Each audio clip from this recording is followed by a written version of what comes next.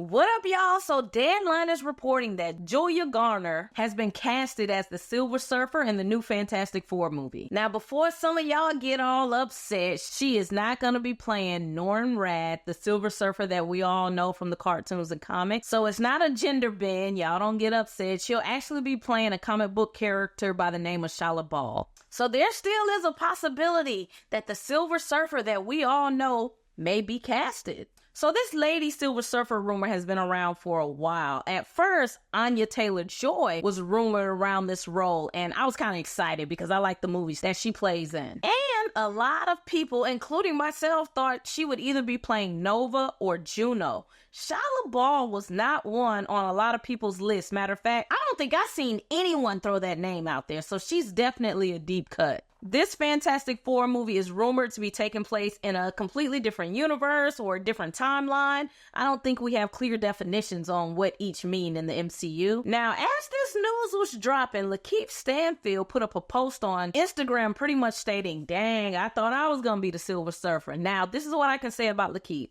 He tends to be a very serious person. So maybe him and his people have met with Disney, and maybe he thought he really had the role of Silver Surfer. And to be fair, he might actually still have the role, because there is a possibility that there's either two Silver Surfers in this movie, which would be Norrin Radd and Shala Ball, or it's a possibility he may still have the actual role of Norrin Radd, but it might be in our universe and not the alternate one. He may have actually just released a little boo-boo. Now, I did say that Lakeith Stanfield is a very serious person, but at times he can be a little troll too. So he may have just been throwing this out because he's seen his name attached to a couple different people in the MCU, Silver Surfer and Kang. My personal opinion, I don't think Lakeith Stanfield should be Silver Surfer. I think he's just too talented for that. He should play in a role where his face can be shown. That way it can lead to other roles outside of the MCU. I always said years ago, he would be a dope-ass Joker.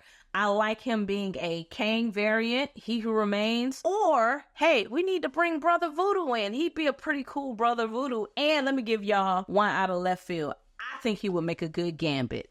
I don't think he should be the Herald of Galactus. Just my opinion. Now, since we're on the topic of Galactus, it's also been pretty much confirmed he will be in this movie, which is obvious if you have Silver Surfers. And the names surrounding a possible casting, we've heard Antonio Banderas and Javier Bardem. So maybe we'll be getting that announcement pretty soon. Yo, we've also heard that Galactus may actually eat the planet that the Fantastic Four is in, because remember, it's a completely separate universe, and that may cause them to have to retreat to our universe in the 616. Yo, that would be dope to watch Galactus eat a planet. In other Fantastic Four speculation, we're starting to hear more rumors about the kids of Reed and Sue possibly being in this movie. Now, the first person that I saw throw this idea out was the Geeky Cast sometime last year. Then, a couple months ago, Grace Randolph brought it up. And now sometime this week, Daniel RPK is starting to throw it out there as well. Now, Grace Randolph mentioned a while ago that she thought this movie's script was very reminiscent to Little Women, meaning we're going to see some flashes of back and forth in time. So this movie may not be as linear as we thought.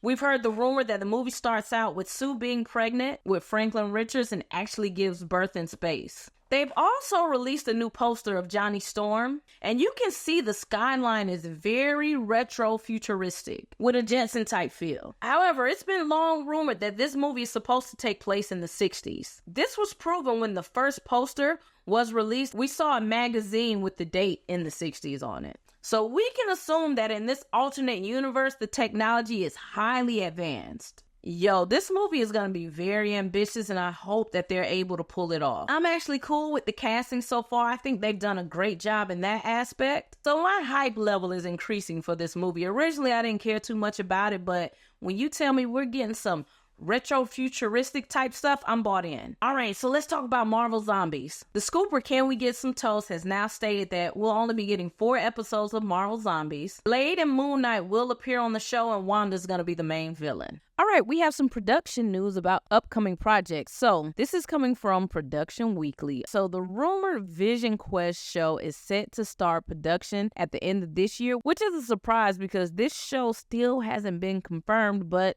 it's obviously coming. Wonder Man has never been confirmed by anybody at Marvel, but I'm hearing it's almost done wrapping. Shang-Chi 2 is supposed to start production in March of 2025. Destin Daniel Cretton is actually wrapping up with Wonder Man, and then he's bouncing over to Shang-Chi 2. He was originally going to do Kang Dynasty, but it seems like maybe his plate got too full.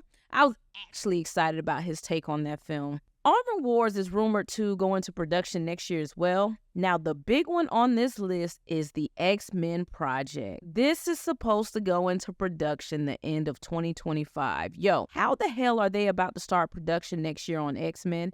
And there's no Doctor Strange 3 announced. It seems like there's also another movie missing in all of this. Because right now, this is what we have. We have Deadpool, Thunderbolts, Cap 4, Fantastic Four, Blade, Shang-Chi 2, Kang Dynasty, and Secret Wars. This list is really, really wild because the only movies that really tie directly into Kang Dynasty or Secret Wars, just from a glance, is Shang-Chi 2 and Deadpool? Thunderbolts, Cap 4, and Blade seem like their own isolated situation, right? It doesn't really seem like they're going to have a big connection to the multiversal saga. They might, but I'm just saying, just glancing at it right now. So it's hard to see the roadmap when it seems like the only thing connecting to the major story is Loki, Deadpool, Shang-Chi 2, and Fantastic Four. It feels like we need a Doctor Strange movie in there. Hell, maybe, I don't know, bro, an Eternals movie. But yo, I'm not gonna flex. I'm ready for X-Men. X-Men 97 feels so good. It's a little rushed at times, but I'm ready for live action X-Men. The mutant saga is what we want. And Kevin Feige has to be surgical with this because it's hard to tell a really good, compelling X-Men story in movies. Because it's kind of like the Eternals. It's so many characters that you're trying to give space to, and someone always falls to the wayside. X-Men, mutants, or Brotherhood of Mutants, whatever it's going to be, needs to be coupled with TV shows. You have to find a way to flesh these people out. And I know Disney wants no parts of doing it because it's expensive. There's no return on doing Disney Plus shows. It's a waste of money. So they're on a catch-22, really with building out the mutants. But yeah, this is everything that's supposed to be going into production next year. So we'll see how it pans out. Comic-Con is coming up. I'm sure we'll get some more information. Eyes of Wakanda news. Similar to Marvel Zombies, Eyes of Wakanda is only going to be 4 episodes as well. 1 episode is rumored to take place in the Trojan era, and the show is aiming for a release date of this year. Marvel has also came out and stated that Eyes of Wakanda is canon to the 616 universe, meaning that everything that takes place in this animated series actually took place on the timeline. Coogler is a producer on the show, and Todd Harris will be the director/showrunner. Here's the plotline of Eyes of Wakanda. Throughout Wakandian history, brave warriors have been tasked to retrieve vibranium artifacts. So I know a lot of the recast T'Challa people are upset and they may not want to watch this, but I'm telling y'all right now, if y'all want T'Challa to come back to the MCU, as painful as it may be, you have got to support the Black Panther projects that we're getting, because if they're not being supported, these people are only looking at numbers. I've always been in the grain that T'Challa's gonna come back. People are just being a little emotional about it, but he'll come back. Now, if we don't support this stuff, you're taking that risk of him not coming back. So I know it's frustrating. Wakanda Forever didn't go how y'all wanted it to go, but if you are completely boycotting a lot of this Wakanda stuff, you're indirectly telling them that you don't want to watch anything Black Panther related. So boycott in the right way is all I'm saying. You can't not support, then get mad when they don't produce it. But that's all I have today. Thanks for hanging out with me. Peace.